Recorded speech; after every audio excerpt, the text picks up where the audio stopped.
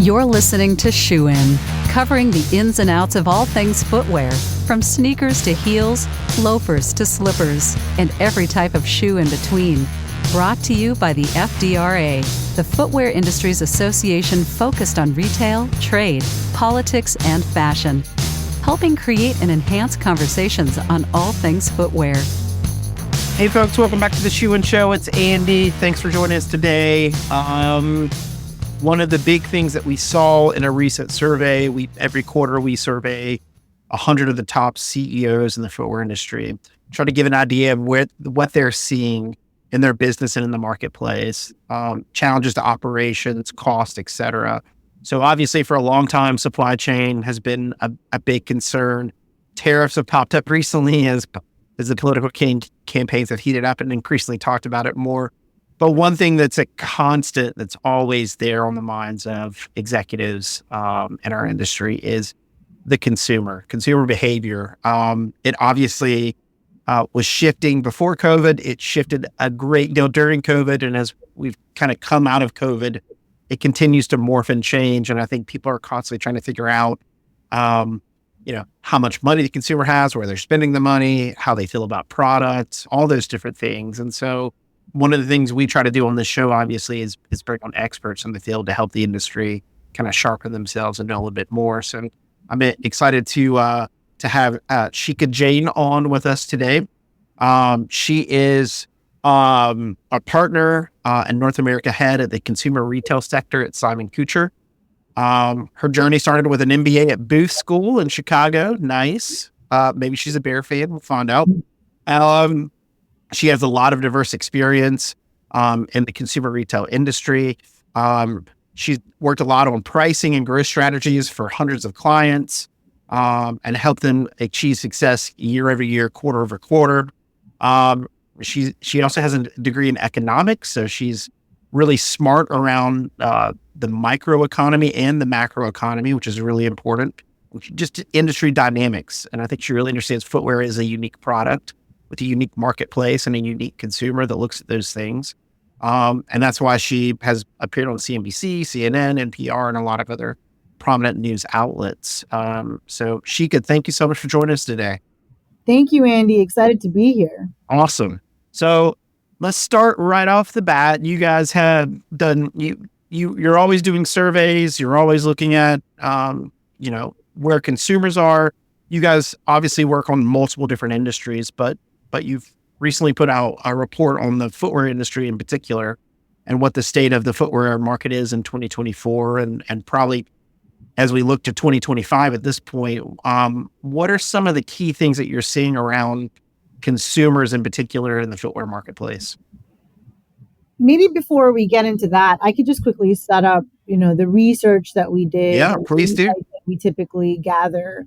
So as someone who is incredibly passionate about consumer insights, behavioral psychology, behavioral economics, I really love the part of my job where I get to actually survey consumers and get a sense of what they're feeling, right? There's so many KPIs out there, consumer sentiment, consumer confidence, and macro indicators like home ownership and where people are spending, inflation, interest rates, all of that type of stuff. But when it comes to specific categories, footwear being a big one that I like to study and that I really enjoy getting insights on, there isn't a ton of research out there on the behavioral side of it. So on the pricing side of it, and how can you get someone to buy better?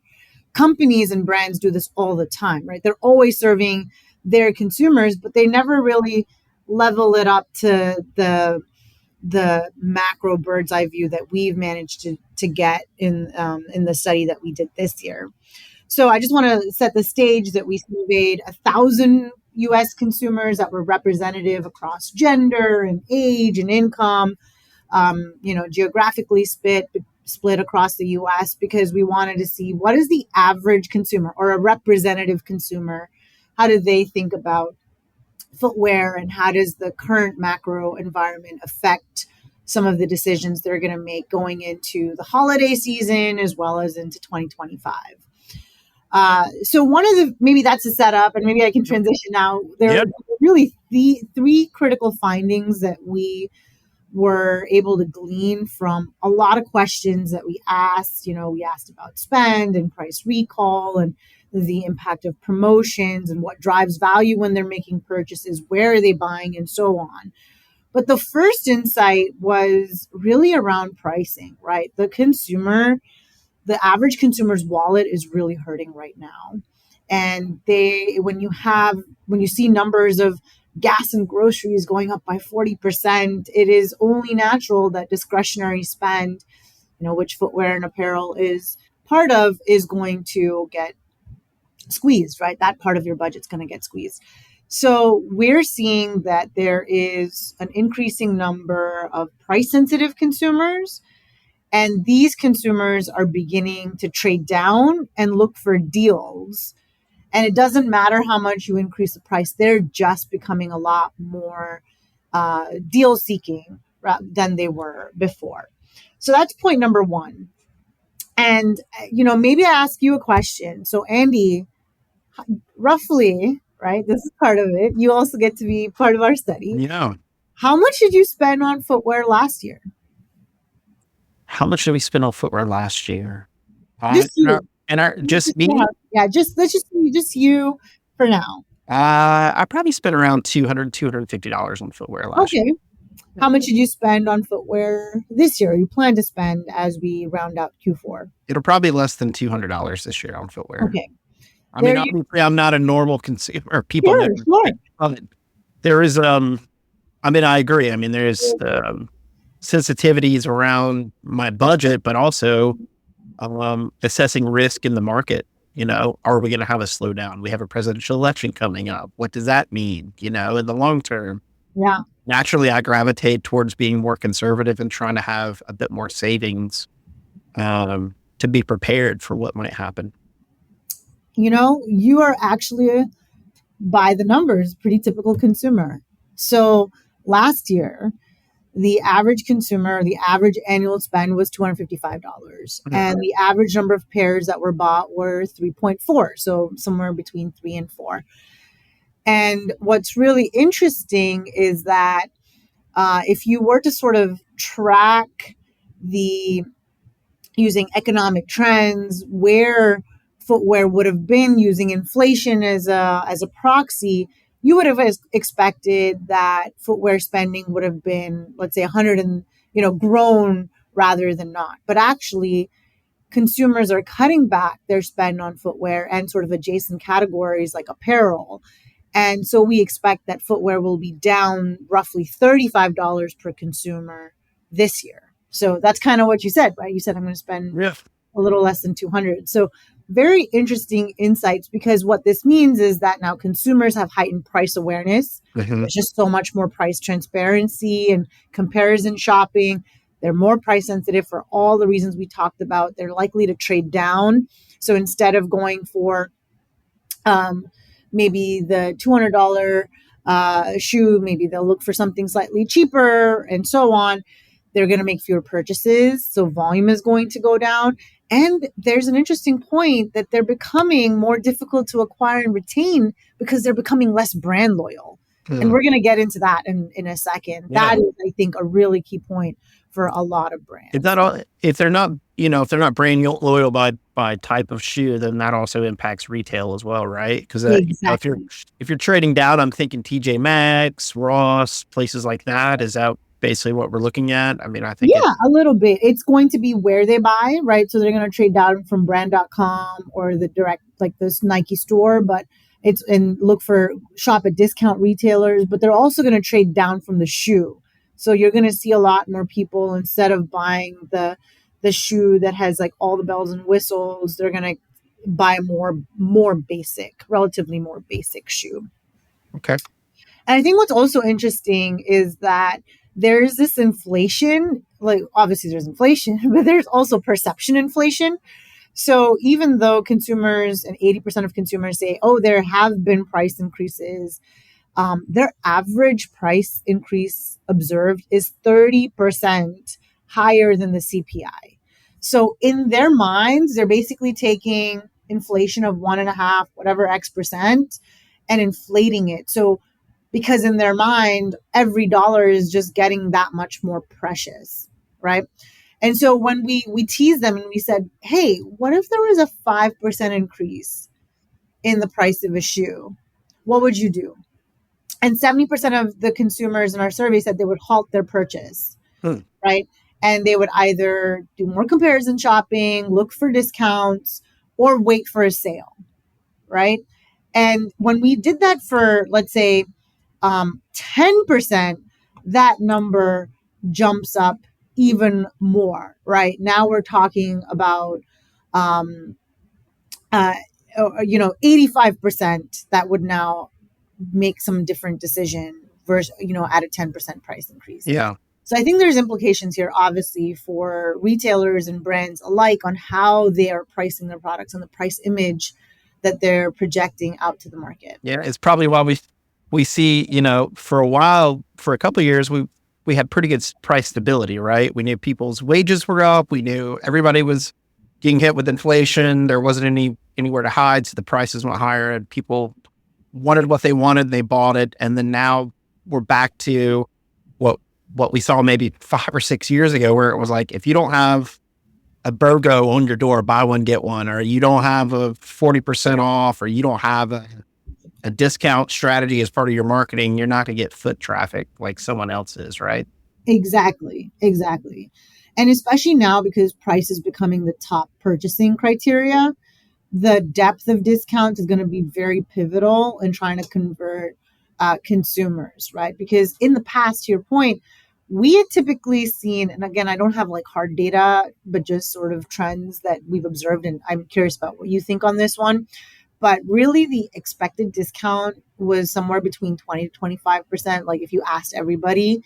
And now we're seeing that being 33%.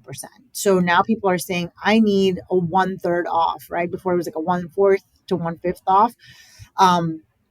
So again, like how retailers and brands are going to think about their upcoming holiday shopping or holiday promotions are going to be quite impacted based on this. So yeah, I think you're right that we were flush with cash for a while, especially during like right between the peak of the pandemic in 21, 22.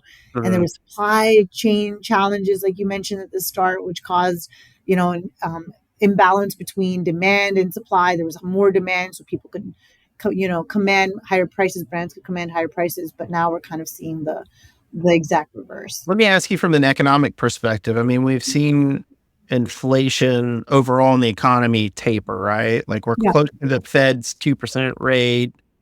We're within range, even though that means we're on a different plateau in terms of cost, right? Because the 2% is against the previous year over 12 months or so. Not, if you look at it over 3 years, we're much higher in terms. But we also saw a lot of wage growth during this period as well. Are we at the point where inflation's pretty much under control, and now the challenge is that wages aren't increasing to match that? Is that a concern, or is that where consumers are coming from with their spending? Are they paying down the debt more than they were? They accumulated? Are wages not rising as fast, even though inflation, which was the main concern, seems to be within range now that we can tackle it a little bit better? You're really testing my economic skills, aren't you? Now I don't know. Just your opinion on it, because I mean that's the constant thing. Is where's the interplay between where we are at the macroeconomic level with the consumer? I've been, obviously we're all keeping a pulse on what's going on, and there's a few interesting stats that I actually pulled yesterday that tie into this. So one is consumer debt, right? We are at some outrageous number of $17-18 trillion that we as a collective society have in terms of debt. There's also recent research that was done where 37% of Americans said that they weren't sure how they were going to pay their bills next week. A lot of it was in the Southeast. This is something that was done by Axios. There's obviously, the housing crisis or the inability for people for affordability of homes. And even though inflation is coming down, right, all of these things take time to really impact the actual day to day. It's not like, inflation is cool, the Fed drops the rate, and all of a sudden things are peachy again. So it's going to be a little bit before we can actually see all those benefits and consumers can see, all those benefits. Let's talk really quickly about product level, because I know you got surveyed like what people are buying, what types of shoes, and I think we've seen a shift towards more casual.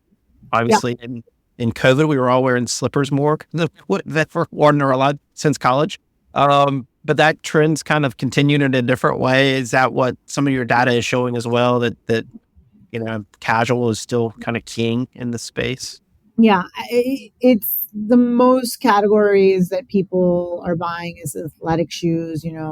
Majority of them are buying athletic shoes. They're buying casual shoes, and dress shoes is becoming a much smaller portion of our closet and of our footwear racks in our houses, just because of the dress code change that's happening post COVID. A lot of hybrid working, a lot of just a trend towards more comfort in general with the rise of athleisure. And you look at Gen Z and you're like, okay, they're basically, they're dictating a lot of the trends right now. And it is all about comfort. What is really interesting is we always ask, what's the most important criteria when you're making a footwear purchase? And by far, fit and comfort is always number one. Okay, I've done this for a lot of different brands. It's usually number one because fit is so important in footwear, right? That is, you're not going to wear a different size shoe than you need to.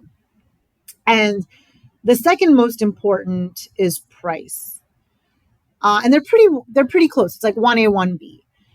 They typically with price, this is where there's a bifurcation. So younger consumers, so Gen Z, for them, price is actually number one, which I thought was very interesting, right, to begin with. Here's another really interesting thing. Brand is typically number two, right? 1A, 1B, 2. And it's usually close after price, comfort. But now we're seeing that brand is a much distant third, right? And what that means is that consumers are in general just becoming a lot less brand loyal. And so how brands can be thinking about this, right? Footwear designers and, marketers, merchandisers should be thinking about the fact that the fit, comfort, price elements are really going to be some of your headline messages rather than, hey, it's, we're brand X, we're brand Y. That's still going to be important, but really emphasizing something else is even more. So that's how we think about, targeted marketing to continue to push your product market fit. Right. How you update the portfolio, making sure you've got the right assortment, hitting those elements of fit and comfort, how you market and merchandise on your websites and in-store, how you even do innovation in the product, right? Like maybe innovation needs to be focused on technical aspects of comfort and cushion and so on. So this is kind of one of the big takeaways that we were interestingly surprised by, and is probably one of those things that, was a slow trend that's now become very mainstream. Mm-hmm. Well, I mean, I remember years ago walking Magic, the trade show, footwear platform that was there in Magic, and that in that time period, it was like every booth had something about comfort. Right. And then I think for several years now, we've been talking a lot about sustainability. And I think now we're back to the comfort kind of messaging. And I think to your point, it kind of resonates because if you look at someone like On Running or you look at Hoka, kind of more brands in the market focus a lot of their marketing around comfort. And I think On in particular is like Run on Clouds or something like that. Right. So it's like very specific. It is, very focused on technical aspects of the product and how it's going to make your feet feel. Versus more of a branding play of traditional companies that are out in the marketplace. And those two are stealing market share, right? If you look at On, and you mentioned On and Hoka, and they're both they're growing and outpacing their peers. So, that is obviously a proof point in the market of this trend materializing. Yeah. Let me ask you this too, because we, a couple of episodes back, we had a friend of mine come on from Fleet Feet, which it was interesting when Michael was talking about this. He owns and operates a Fleet Feet in Georgia, and traditionally his business when he started was very focused on runners, right? Like people doing marathons or 5Ks or whatever. And now it's increasingly just general population is where all his growth is coming from in his store, and he's having to open new stores, et cetera. And so I'm interested because if comfort is so paramount, are people, how does this translate to where they're going to buy the shoes? Are they going to go in store more? Is Amazon, because I think, Amazon for a while was, boom town. I think we're stuck in our houses, but what does that mean for e-commerce versus brick and mortar? Like, what's the interplay that you guys are looking at or see? Yeah, we didn't get a ton into this aspect, but online retailers still represent 35% of where folks are buying, right? So if you look at that, that's still number one because it ties into the price comparison and price shopping aspect where a lot of folks are, and actually this is the other interesting interplay where a lot of folks are looking at between 3 to 4 websites, 3 to 4 stores before actually making a purchase. So that is why online retail obviously eases that quite a bit. Athletic outdoor stores, superstores, continue to be where the close seconds directly from brand websites and stores as well. So, that will, I think when we think about price, yes, that's where a lot of people will still buy, and online is going to be kind of the go-to place. Off-price retailers, value fashion stores, off-price department stores, these are very small, but they're also catering to a subsegment of the population, right? They're not the mass players out there. So that is why it's still, I think, it's interesting, right? Because you think of comfort and you're like, well, I want to be able to try the shoe. But what is happening is because of these return policies, it doesn't matter. It's easy for you to make a lot of purchases. Right. And then figure out which one you want and send everything else back. I mean, have you done that, Andy? How many times do you buy just one shoe, or you buy very rare? Very rarely do I send shoes back. I'll take it down the street to a friend of mine who has the same size as me and try to give it away or something. I try not to do that to our industry in particular. But yes, I think you're right. I think what we see, just a lot of people use the internet for research. Doesn't always mean that it translates into a purchase, but they're looking around at different places and price comparing to do really quick, filtering down to where they might actually go into the store or maybe they buy online. But I think that's why it's, still critical, and all that data that you can get out of your own website or Amazon or anything else. That's why it's like always curious about how people model. And I think it's really hard for brands these days not to be on somewhere like Amazon, even if you have to deal with those returns back because you're getting the data sets and you're hopefully figuring out better who you're engaging with as a consumer. I did want to ask you on like the segmentation, because you mentioned a few times about, different Gen Z, millennials. I'm just more interested in that in particular about what you are looking at or learned from the consumer today on different levels, generational or even male, female. What are some interesting things that you're seeing right now that brands and retailers might want to focus more on in particular? So, Andy, you know how there's this myth, right? There's a myth about which gender buys more shoes, right? Yeah. Who do you think? Well, I guess I gave it away, but do you think men or women buy more shoes? I would think women would buy more shoes. Right. That's like the trope, right? The pop culture trope. But actually, in our survey, men were the ones who bought more shoes. And not by a lot, but just by a few percentage points where they're buying 3 more pairs, some are buying 6 more pairs. And I can tell you from personal experience, of course, as a researcher, you never bring your own personal experience and anecdotes into it to bias your results. But my husband's shoe closet is twice the size of mine. He, just loves shoes. And I think there's also been this rise of sort of little microcultures around shoes, right? Sneakerheads and so on. And so I think that is definitely caters a little bit more to men. So that's the gender story. Now, if we talk about the age story and the generational story, it is interesting where you've got price conscious youth. So Gen Z, they're actually outspending older consumers. So while millennials do really do spend the most in this category, right? They're spending roughly $350 on footwear annually compared to Gen Z, which is spending, a lot less than that. But when you compare it to baby boomers and the older generations, they're actually spending a lot less, right?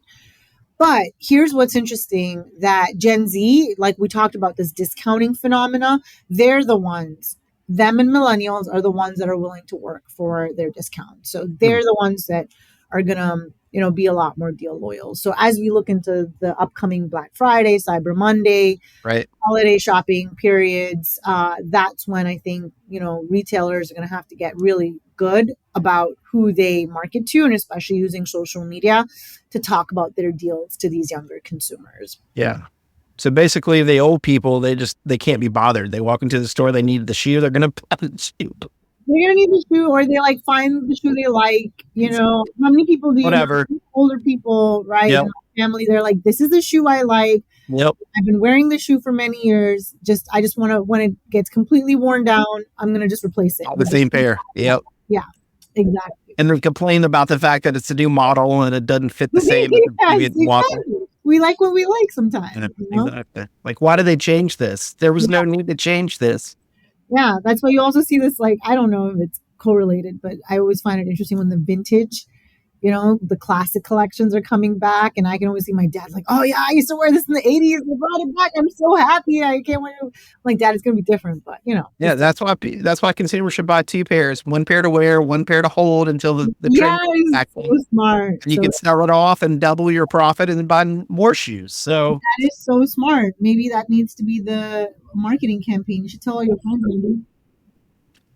I mean, Olive Garden does it, right? You buy a meal and you get one to go. It's I don't know how healthy that is, but it's but there you go. So I want to make sure people know where they can grab this report from. And if you Google footwear industry Simon-Kucher, it will come up with on their website, Simon-Kucher website. It will come up where you can access this report in particular, and contact them as well. Or you can contact us, and we're happy to put you in contact with Shikha and the team at Simon-Kucher to talk more about their research and what they're doing to support brands and retailers. Before we jump off, anything else of note that we didn't cover? Any kind of forecasting or thoughts as we head into the holidays? You kind of alluded to the fact that brands and retailers need to be very focused on marketing around their discounts, but also maybe the comfort aspects, the technical of footwear. Yeah, and obviously I don't want to do a shameless plug, but we also have a holiday shopping study. Okay, there you go. Coming out that focuses more broadly on all categories, but again, consumer centric. And that, gives us insight into how the election is going to impact spending, how certain macro factors are impacting spending, but also not just consumers. We surveyed B2B decision makers, so folks that work in the consumer and retail industries themselves. So we can kind of get a cross comparison of what folks are going to be doing from a business perspective and how that ties into what consumers are going to expect or what they're planning for, and how to kind of get smarter on your customer here. So I think we're still working on that. Hopefully it's going to come out soon, but overall, the footwear industry is healthy, right? We're all going to need shoes. So it's healthy. And I think it's just more about these trends that brands need to keep an eye on, where people buy, how much they're going to spend, what they value. And it just comes down to these basics.